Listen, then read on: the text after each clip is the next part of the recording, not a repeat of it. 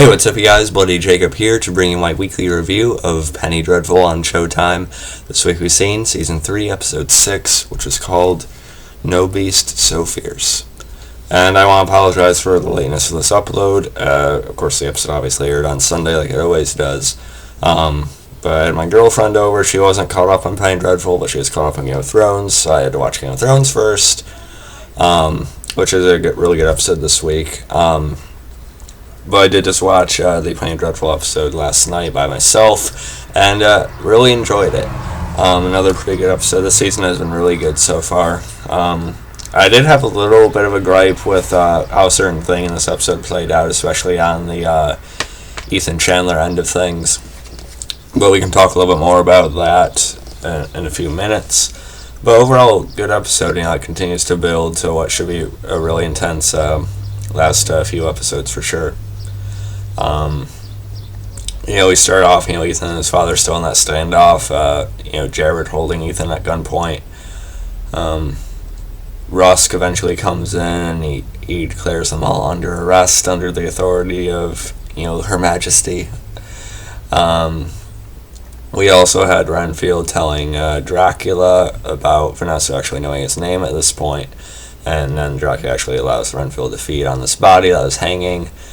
So is Renfield a full vampire now? I guess he would be, but I guess we'll probably end up knowing for sure pretty quickly. We also get a pretty nice scene between Vanessa and Lyle in this episode as well. And again, thumbs up for my Penny Dreadful Vanessa Ives poster right there. Come on, it's awesome. I know you can't see it that clearly, but still, it makes for an awesome background, I think. Anyway, so Lyle is actually leaving, and Vanessa's a little bit put back by that because everyone's been abandoning her lately. Malcolm's gone, Ethan left quite a while ago, and she kind of talks about that a little bit. But Lyle is able to refer her to someone who has a knowledge of what she would normally come to him for, and that's when we meet Catriona. I can't pronounce her last name. I think it's Hartigan or something like that. We meet her, and her and Vanessa share a conversation about vampires and Dracula, and they're both kind of mutually respectful of each other because they both see that the other is acknowledging this type of thing's existence. They're not like batting their eyes at it or like blinking at it, and so they really see something in each other, I think. And we get introduced to Catriona when she's fencing, and she just completely outmaneuvers this guy, and is very resourceful in how she fights apparently as well. So I'm wondering if that's going to come into play. Probably. I'm guessing she'll be around for a while.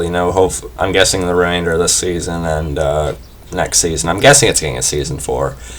I think Penny Dreadful needs at least 2 more seasons for the whole story, if not more. But I think it needs at least 2, I'd say. But we'll see. Some people are worried because the season's shorter. Some people are talking about rumors of it being the last one. I don't think they can end the whole series in 3 episodes. I think it needs at least 1 or 2 more. But anyway, we could talk about that in another video. So I liked Vanessa and Catriona's scenes together. We also had Lily and Dorian. They're sort of recruiting others. They're teaching women about how to. Basically, Lily is teaching all these women about how to kill a man. How to what areas of the neck to go for, and if the guy gets them on their knees, how to basically slice their dick off. And then the main girl they had recruited earlier, they had that literally bloody threesome with earlier this season. She ends up catching Victor, who is actually trying to go in to talk to Lily to try and get her into that room with him and Dr. Jekyll. And she just really wants to kill Victor, but Lily manages to give him one more chance. But if she sees him again, then. And I was a little bit intrigued by Dorian's behavior in the scene for the first time in a while, actually. Dorian's been one of my least favorite characters on the show for a long time. But I will say he sort of seemed a little bit conflicted in the scene. He was pointing out how, basically how pointless it would be just to, kill Victor here, and he actually had a hand in getting Victor out of the situation.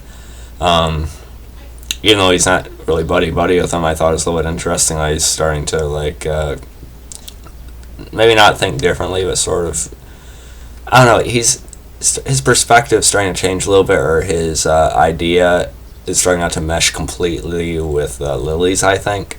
So I think it's possibly the most interesting Dorian's been in the whole series.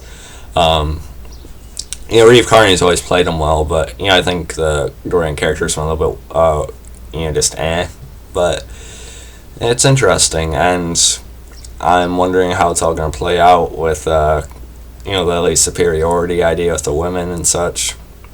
She sees Dorian as different, but if Dorian starts to do that more often, I don't know. But I do still think Victor and Dr. Dracula are going to end up having a legitimate chance to get Lily in that room, so we'll see how that plays out when it does. Let's see. And Catriona, or Catriona, I'm probably not pronouncing her name right, but Lyle's contact, another thing they had talked about, she brought to Vanessa how she needs to surround herself with her loved ones. Vanessa talks about how those people are gone, they abandoned her. But then she makes Vanessa think of Dr. Sweet and Dr. Seward. And actually had a pretty good scene with Vanessa and Dr. Seward here. Dr. Seward tells Vanessa about her husband, how he had heard this mentioned earlier, but we basically heard about how she was forced to kill him before he killed her. And she actually urges her to share a drink with Dr. Sweet. She thinks she needs it. And of course, Vanessa does visit Dr. Sweet after that, but we'll talk about that in a minute. We also had more stuff going on with the Talbots. Dinner at the Talbots, I wrote.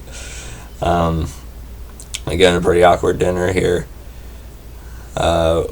Jared ends up shooting the sheriff, or the deputy, or law officer who came along with Rusk.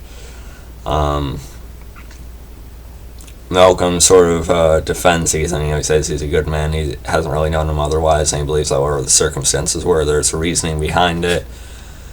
Then Ethan and Hecate actually do this different, they recite this thing for Lucifer and such, which is pretty freaky and awkward.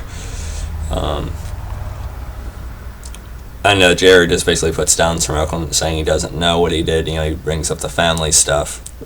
Sir Malcolm didn't know that, but I think he still sees that Ethan probably has his own motivation, or there's a different reasoning behind what actually happened. There's a different way it played out than what Jared's letting on here. As we know from an earlier episode this season, Ethan was actually told that no one would be killed, with the natives and, Catriona and stuff like that. But there's more of a climax to that in a second. But let me talk about the Dr. Sweet thing here. Vanessa does go to Dr. Sweet. She tells him about Dracula, and obviously he is Dracula. But once Dr. Sweet hears about this, and he sort of acknowledges it, and he talks about how he believes that a creature could be like that, how he would normally have sympathy for something that's just forced to suck the blood to live no matter what. He can't defend something that's coming after her. And then, of course, they have sex on the museum floor. Which, again, is well shot, definitely bought into it, I guess. But it is a little bit irritating that Vanessa just keeps on falling into things like this. She's supposed to be so perceptive, so aware, have such a hidden, untapped power that we even seen in the fourth episode, when she actually held off both Lucifer and Dracula when she was locked in that room in the asylum, or the institution, whatever you want to call it. So I do feel like it's a little bit annoying or uneven that she couldn't sense something wrong about Dr. Sweet at all. I mean, sure, Dracula is a very powerful being, apparently on an even ground with Lucifer in his own physical sense. So he probably has a way to hide that, obviously, but still, I don't know, unless this is just a play by Vanessa. I don't know. But I feel like I just want to see Vanessa just figure things out a little bit quicker and stop giving herself to people who just end up screwing her over. I'm a little bit tired of seeing that. I think Vanessa is worthy of more than that. I think they need to sort of make her see things a little bit quicker, which she should be able to. So the writing's a little bit weird with that, I think. As great as the show is, the dialogue's amazing, but I just think they need to sort of change how quickly Vanessa figures things out and doesn't. I don't want her to have sex with the bad guys all the time, okay? But anyway. And then we also had a shootout, of course, broke out with the Talbots. And, of course, quite a few of Jared's men are killed. Rusk, he actually ends up shooting and killing Hecate in a standoff with Ethan. And Ethan manages to shoot and kill Rusk in return. I was pretty irritated to see Hecate die here. It just seems like another case of, a character getting development, but then, she's dead now. And sure, she's still trying to lure Ethan to hell, so I knew her time was numbered, but I didn't think she'd die within the next couple episodes. And it felt a little bit just out of nowhere here that she would just be shot by Rusk and that would be it. And I hope a little of Hecate does stay with Ethan, though. I think that needs to at least be a part of the character going forward, a part of the weight he's been carrying, for all this time. And I think she will be. It was good to see Rusk finally die, though. Ethan and Jared face off, and Ethan holds him at gunpoint. He's able to, hold him down. Ethan doesn't pull a trigger, and Jared goes on about how he'll continue to send men after him over and over again, and then Malcolm just, boom, shoots him in the head and puts him down. And that's how the episode ends. So I thought the shootout and everything was okay. Catriona also shows up and helps out the rest of the men and stuff. Who I have mixed feelings about Catriona. West Study's doing a good job, but the way he went about with Ethan's family initially and stuff, I can see Ethan's issue with him. So I kind of want Catriona to die this season too. But, it was a good episode. I was just a little bit irritated with, again, Vanessa falling into the arms of the villain again. Without really seemingly not sensing anything off about him, with as powerful as she's supposed to be. And then Hecate being killed by Rusk just felt a little short of what the character's arc should be. And I like the whole Talbot thing in general. It felt a little bit rushed. It did feel a little bit short. I thought it could have lasted at least another episode, a couple more episodes at least. Just to have everyone have a shootout and pretty much everyone die here and get it all wrapped up. It felt a little bit too soon for all that, I think. But still, exciting scene. I did like it.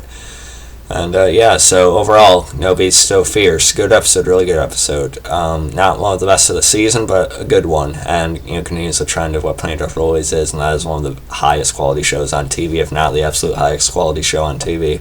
Amazing show, continues to be. Even with my little issues with this, it's just an incredible series. But yeah, let me know what you guys thought about it. Again, I apologize for the lateness, but it is what it is. I still love to talk about this every week, though. Hope you guys enjoyed the video. You can follow me on Facebook, Twitter, and look for InspiralDead.com. Catch you guys next time, and peace. Oh yeah, and something else. We also had Catriona, sort of talking about Dracula and how he changes appearance every few centuries, which I thought was interesting and made sense. Anyway, catch you guys next time, and peace.